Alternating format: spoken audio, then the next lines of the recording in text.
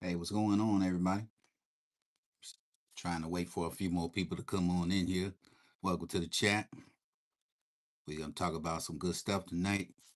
Hopefully, with the got a lot of storming going on here in Raleigh, um, affecting Wi-Fi a little bit. So hopefully, we will be able to get through this. Um,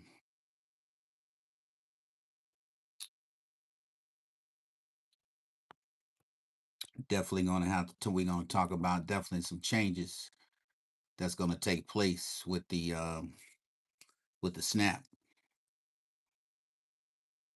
And we waiting on a couple more people. We're waiting on some folks to come on in to join the channel live so we can get some input, maybe some things that you may have seen, or maybe some things you have not seen, and maybe some things that you may not have known, but we're going to definitely see what's up. Now,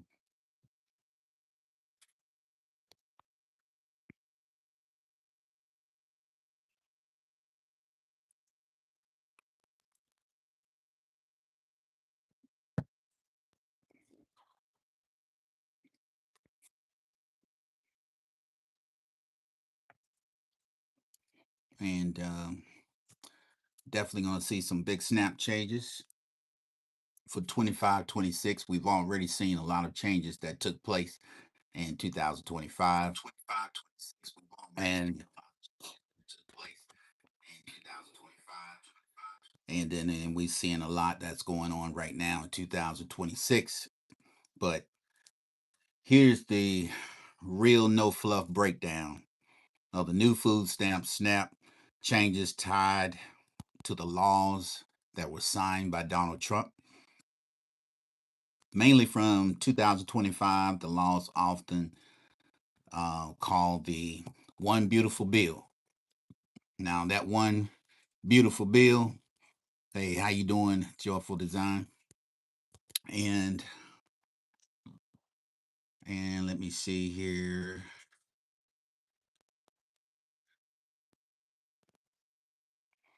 All righty. And a lot of times we see that the big beautiful bill was not everything everybody was cut out to be. And we're waiting right now for some more people. And we're talking about all the big snap changes and maybe some things that you did not know. Because there's a lot of things that I believe that people did not know about SNAP, how you can keep your benefits that they're not telling you. And so if you got some friends, you got some homies that may be losing their benefits, or you might want to go ahead and text them. You might want to tell them to go ahead and join the channel at Winning Solutions, the number 4, and a capital U, Winning Solutions for you. And because I'm gonna tell you some serious information, and you need to hear it, because some of you are on YouTube, social media, saying you're gonna lose everything. You know, I heard a girl last night was talking about she had 6 kids, and they only gave her $53, $53 of food stamps, and they getting ready to put her out of the system. So I'm here to tell you, I'm getting ready to educate you on some things you may have known, and there are some things that I guarantee you, um, you did not know. Oh, is that Emilio? What's going on, Emilio? And now, 2026 with food stamps. Now they're gonna have stricter work requirements. And now everybody know they raised the limit for is now 18 to 64 years old now. Must now work. Train, volunteer. You gotta have 80 hours a month to get your benefits. Most of the people already knew that. Now, if you don't meet the requirements for the food stamps for 3 months. You only get what was told to me. You only get food stamps 3 months, and you can only reapply in 3 years. Some parents with older children, this will affect. Some homeless people, veterans, and other who use the exempt benefit. Okay, I went and did a little research on it. Found out um, that millions of people could lose their benefits. All right, if you just joined the channel, let's get some. Let's get a little few. Let's get a few likes in there. We always appreciate those likes to let the algorithm know that we appreciate that you appreciate the channel. I appreciate it. Now, the laws the law says that you are exempted to reduce. Uh, Trump, from what I read yesterday, Trump had the beautiful bill. Basically, he's expected to reduce SNAP by 20%. And it's designed to make sure that fewer people qualify. That's what it's designed to do and get cut off. All right. Now that he's also targeting immigrants because he could care less about immigrants. He don't like immigrants. He's very certain that the man does not like immigrants, and he was really upset because the Biden um, people did not. They just wanted all the immigrants to come in, and which they did. A lot of the immigrants from, I think, from Poland and the Russia situation, the Ukraine, they came to the United States. They got all these food stamps. They got Section 8 housing. They got all kinds of benefits, and they got Medicaid. And here it is that people here in the States um, could not even get those same benefits. Now, this is what's happening with the food restrictions. And I'm going to talk about my state here in North Carolina, that some states, now the federal law did not restrict or ban junk food all across America. That seems to be the misconception that I've been hearing on social media that, oh, you can't buy your chips, your drinks, your sodas, and you can't buy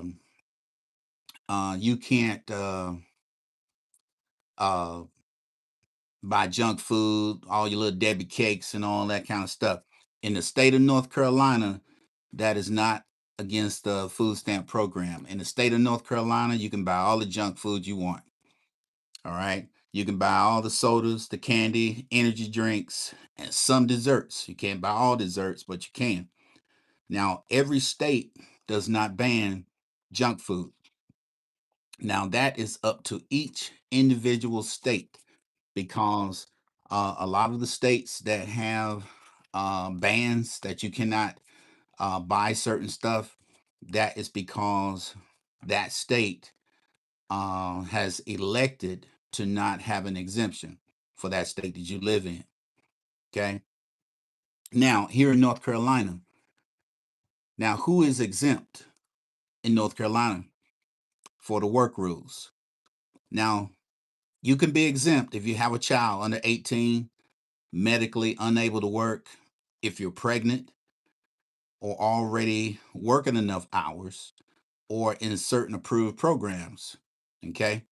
If one person, if you're making $1,580, you have to be below that or right at that amount or below.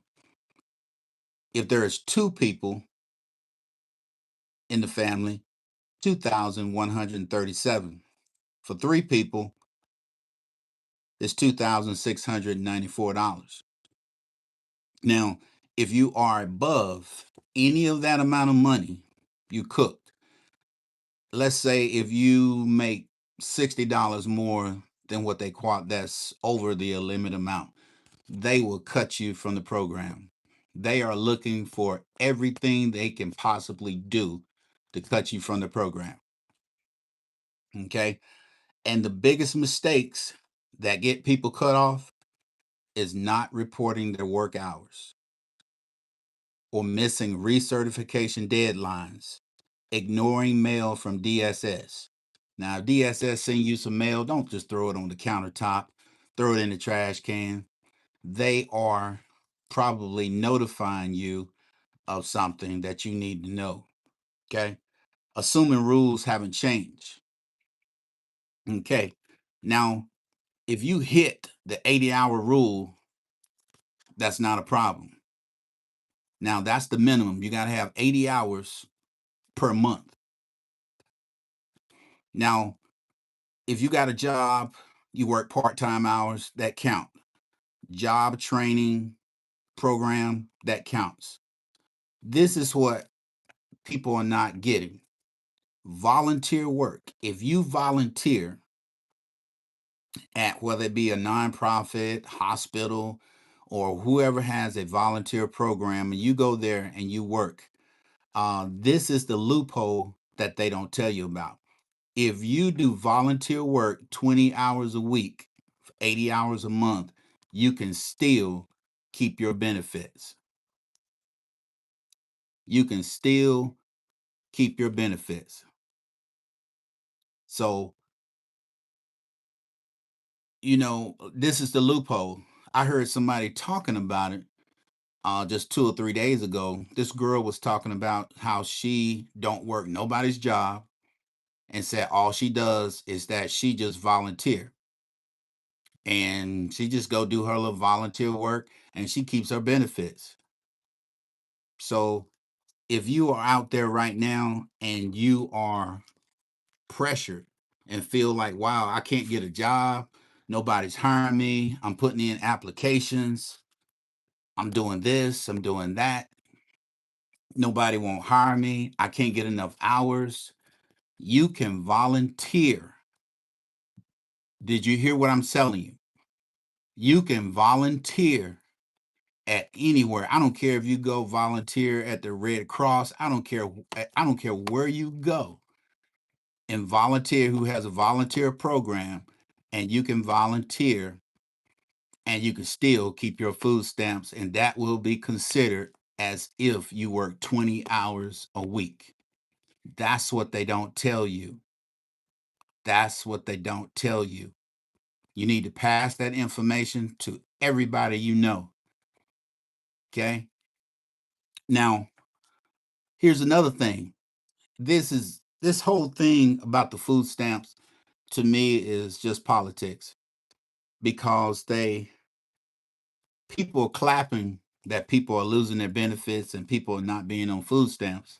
And I understand that people have abused the program. I understand that.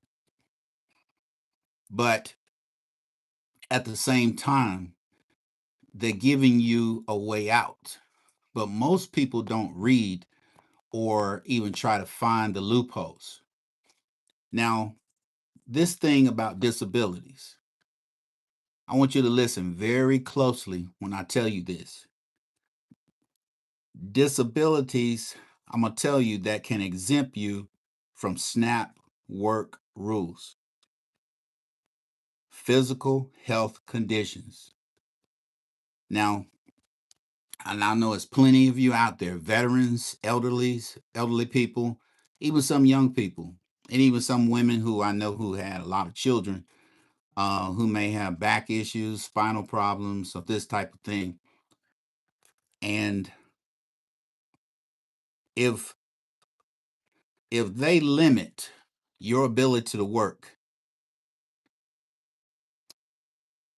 let's just say if you can't do 20 hours a week for some odd reason, here is the reasons that you could possibly use.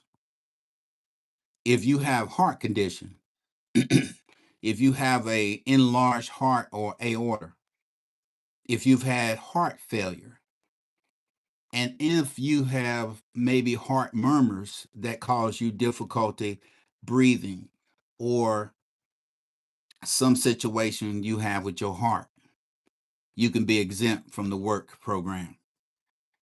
If you have chronic back pain with your back, your joints, if you have serious chronic arthritis, If you have sciatic nerve damage, you have sciatic nerve problems where your lower back, you may have pain that goes down your lower back to your butt or goes down your legs, you could be exempt. If you have severe injuries, broken bones, or you're recovering from any type of surgery that may be weeks and weeks before you can recover. Let's say if you had backs or spinal injuries and you had surgery, you can be exempt from the program because you're in the healing process. You can't work. Another thing is respiratory issues, COPD, severe asthma, bronchitis. You can be exempt. Neurological disorders, if you have seizures, strokes, if you had some type of situation, heart attacks, and you can be exempt from the work program. The second part is mental health conditions. Mental health conditions, depression. If you're suffering from depression, I don't care if it's mild or severe, moderate to severe, anxiety disorders. If you have PTSD, if you're having some type of PTSD issues, um, set this up right here. All right, how you doing, Miss Danielle? Good to see you. Go ahead and give me a like on that. Give me a thumbs up. Give me a like. I'd appreciate it. And I see here Valerie Collier. Hey, what's up? What's up? How you doing, Valerie?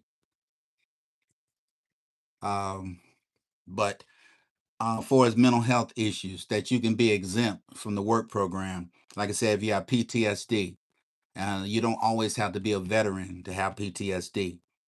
You could be a person that may have bipolar, schizophrenia, or some type of medical psychology disorder. Because let me tell you something. I had to get a guy straight one day. He said that I don't understand why people are always having they come up with all these disabilities. My in my opinion, if you ain't got your arms, your legs, if you ain't confined to a wheelchair, or you quadriplegic, you're not disabled. It's not the case. The law, that is not the law. And I'm gonna show you what the law says about disabilities. Now, if you have a chronic illness, diabetes, if it's uncontrolled or causing you complications, if you have cancer, if you're in treatment or you're in recovery, or kidney disease, if you have a kidney disease, you can be exempt from working the 80-hour a month rule. Or if you have an autoimmune disease like lupus or sickle cell or something like that that's causing you problems, and you may not have to work. But I'm going to tell you how you get all this approved. You don't go to your doctor and say, I'm tired. Or you don't go to your doctor and say, I can't find a job. Or I'm having a little minor discomfort. You know, you can't go to Department of Social Services and say, I'm having some difficulty. They're going to tell you you're going to need proof. You can't have a self diagnosed issue. What you're going to do, listen very carefully what I'm telling you. Listen very carefully to what I'm telling you. You go to your doctor and you say, can you document that I'm limited in my ability to work 80 hours a month because I have whatever you have, or I have been diagnosed with, and it prohibits me to work the 80 hours a month due to pain or dizziness or bad headaches. That's what you do. When you get that note from the doctor, when you get that note from the doctor, the Department of Social Services is not going to touch you. They're not going to hound you and they're not going to harass you. Because when a doctor says that you cannot do 80 hours, and this is in the federal program, Everything that I'm reading to you is in the federal program that Trump has allowed. If you have medical documentation, and it's in there, if you have a disability, you can be exempt. And I know that there's a lot of people out there. You have veterans who have PTSD. You just need some documentation that says you have PTSD. There's people who suffering from depression. You just need a letter from your doctor saying that you have that you're depressed, that you're going through depression. What's going on, big X man? Xavier, give me some likes on that, baby. Give me a thumbs up. I appreciate it. And a lot of times that people, this is the loophole that people are not aware of, is that medical condition that people are not aware of, that everybody's thinking, I got to go out here and get a job. And you should want to work. I mean, who doesn't want to work and make money? But I'm just telling you, for the people who can't find a job, and times is hard. People are laying off. Companies are still laying off. They have laid off so much last year. We went into 2026 and people are still laying off. What's going on, Valerie? Pompey, what's going on? All right. And who we got? Joe. Okay, we got Joyful. All right. I'm glad you guys coming to the chat. All right, Valerie, give me a like and a thumbs up. I'd appreciate it. Now, this is what I want everybody to walk away from this whole conversation with, everything that I said. Once you listen to this, these things that I'm telling you about disabilities, that is what's going to keep you on the program, because I know there's plenty of people out here, and this doesn't have to be old people. I know that there's a plenty of young people who suffer from seizures. Um, you don't have to be an old person to suffer from seizures. I know people in their 30s and 40s who have seizures, and they could be exempt from the work program. Um, People who have respiratory issues. I know people that are bipolar. This depends on how bad you are, if you're on medication, or if they're schizophrenic or whatever the diagnosis is. Um, it just depends. That's probably the most important thing in this whole um, thing that I'm laying out to you. Now, this is the last section I'm gonna talk to you about. Now, this section right here. What is a disability legally? What is a disability or medical condition? Now, this is in the beautiful bill. This is what everybody miss. A disability is a physical or mental impairment that substantially limits one or more major life activities. Now, a life activity can be physical, mental impairment, any medical condition, or that substantially limits, makes it harder or impossible to function as a normal person. Major life activities can be basic things that you do every day. You might have difficulty standing, walking, um, standing for a certain period of time. If you have a person who have leg problems, if you have back problems, you may not can stand for 5 hours straight on a job, or you may not be able to stand for 8 hours straight. You may have to go to and get a note from the doctor saying, "Hey, if I stand longer than 3 hours, I'm in severe pain." That's what you have to go to the Department of Social Services to get out of those 20 hours every a week. You have to have that. Now, it does not have to be a permanent situation. It does not have to be permanent injury. It does not mean you can't do anything at all. Now, this is not talking about something that you're bedridden or you just can't work, because you really going to have some documentation to say why is it that you can't work, but can you volunteer? Just like I said earlier, for the people who can't find a job and for the people who cannot um, um, would she qualify? Have a coworkers like that. Would she qualify? Now she is not a vet. It just depends. It depends on how much money they make per month.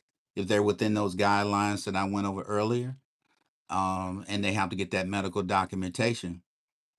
Um, the key things that you got to remember dealing with SNAPs: walking, standing, lifting, bending, and working.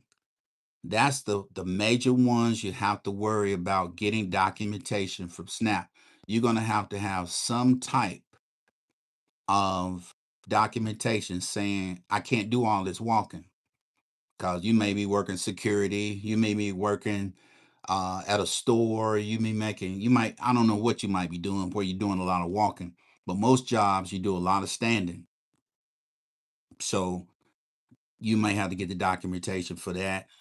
If you work at a place like Home Depot or Lowe's or construction or something, you may be limited to how much you can lift, or if you're doing excessive bending or anything of that nature. Now, mental activities, when I talk about earlier, when I talk about how it affects your life activities, if it's a mental issue, it may affect your concentration, your thinking, your remembering, or making decisions. You know, I can't work a cash register or I can't stock shelves because I have difficulty concentrating, or I can't make decisions, or whatever the situation may be. And I'm not trying to throw this out as a whole bunch of excuses, but these are documented in the beautiful bill that you can use in order to stay on the program and not lose your food stamps. And another one is communication and social skills, that you're not a good speaker. You don't need to be talking to people. There are people who do not need to be communicating with customers. You need to be in the back stocking shelves and not talking to nobody, because there are just some people who work quietly by themselves and they don't need to be involved with other people. Now, another daily life activity is eating, sleeping, and caring for yourself, for as bathing or dressing. There are people who may have autism. Um, there may be people who are autistic, they're on food stamps or things like that. They may have issues, and that may goes back to the ones where I was talking about concentrating, thinking, making decisions. They may not be in a position to do that. Everybody who's autistic is not can't do something. There are some people who are highly autistic and they're functional, but then there are other things that they do that seems like way out in left field somewhere. Um, let's see here. Things that you can't do like an average person, or you can do it, but with pain and difficulty, inconsistency for long periods of time. That's what you need to be talking to your doctor about. You need to be talking to your doctor saying that I can do it. I can work 5 hours, but with pain or with difficulty or inconsistency for a long period of time. So that's when you say, look, they want me to work 5 hours a day, 20 hours a week, and 80 hours a month. Sure, I can go work for 2 hours, but I can't do five. This pain is just too severe, or it's difficult. Okay. But that's what you're going to be telling your doctor. I can work, but not 80 hours a month constantly. That can still qualify you. The bottom line, you have to show how it affects your ability to not work the full 20 hours consistently and functional daily. But that's what I wanted to pass out there, because there are a lot of people who are doing this, and there are a lot of people who are doing it and they don't look like me. And I'm hearing the conversations, and people are staying on their keeping their benefits just by doing volunteer work. And maybe they friends with the guy at the church. Maybe they friends with their mom's or their dad's friend or uncle or cousin, and they let them come over there and they volunteer at their store, volunteer at their shop, volunteer just so they can say I did 5 hours every day, 20 hours a week.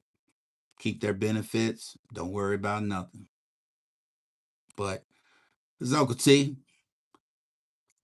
Uh, wanted to get that information out to you. And because I really do believe somebody could benefit from this information that I just gave you. But like I said, that medical documentation is crucial, and the volunteer work is crucial if you want to stay and keep your benefits. Focus on that if you can't find a job, or if you can't do the 20 hours due to medical situations, follow my advice on this. But if you have any doubt, always talk to your doctor. And like I said, don't go in there talking about, oh, I can't find a job. Oh, I just hurt every now and then. No, you either hurt or you don't. You're hurting consistently or you're not. Okay. But this is Uncle T, Real Life Solutions. And I'm out. And did anybody have any other questions um, that you may have? Oh yeah, no problem, Val. No problem. Just giving up that information because I mean it's so needed. Yeah, tell little fella he might need to hear about that information too. Yeah. All right, not a problem. All right, I appreciate you, man, and I appreciate that X man. And if that is all you guys have, I will see you next time.